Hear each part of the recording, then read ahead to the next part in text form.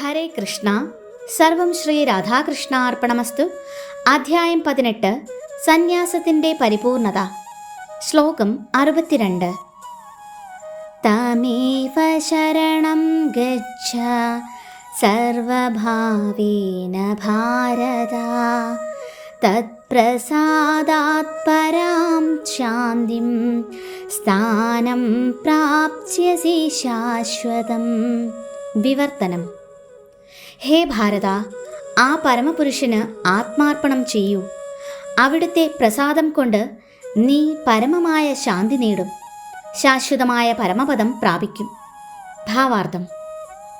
ജീവാത്മാവ് സർവഭൂത ഹൃദയസ്ഥനായ പരമദിവ്യോത്തമ പുരുഷന് സ്വയം സമർപ്പിക്കണം.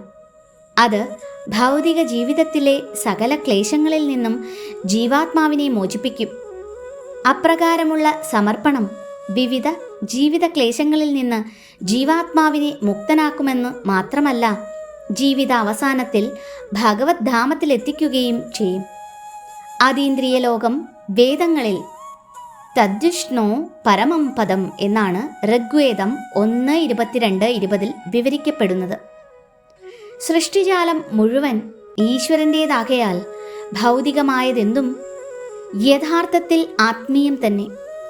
എന്നാൽ ഇവിടെ പറയുന്ന പരമപദം പരവ്യോമമെന്നും വൈകുണ്ഠമെന്നും വിളിക്കുന്ന ശാശ്വത ലോകമത്രേ. ഭഗവത്ഗീതയിലെ 15-ാം അധ്യായത്തിൽ സർവസ്യ ചാഹം ഹൃദി സന്നിവിഷ്ടോ എന്ന് പറയുന്നു. ഭഗവാൻ സർവഹൃദയങ്ങളിലും കുടികൊള്ളുന്നുണ്ട്. ഹൃദയസ്ഥനായ പരമാത്മാവിന് സ്വയം സമർപ്പിക്കണമെന്ന് പറയുന്നതിൻ്റെ അർത്ഥം പരമപുരുഷനായ ശ്രീകൃഷ്ണ ഭഗവാന് സ്വാത്മാർപ്പണം ചെയ്യണമെന്നാണ്. അർജുനൻ കൃഷ്ണനെ പരമപുരുഷനായി സ്വീകരിച്ചു കഴിഞ്ഞിട്ടുണ്ട്. പരം ബ്രഹ്മ പരം ധാമ എന്ന് ഭഗവത്ഗീതയുടെ 10-ാം അധ്യായത്തിൽ അദ്ദേഹം പറഞ്ഞിട്ടുണ്ട്. പരമദിവ്യോത്തമ പുരുഷനും ജീവാത്മാക്കളുടെ പരമധാമവുമായി അർജുനൻ കൃഷ്ണനെ അംഗീകരിച്ചു.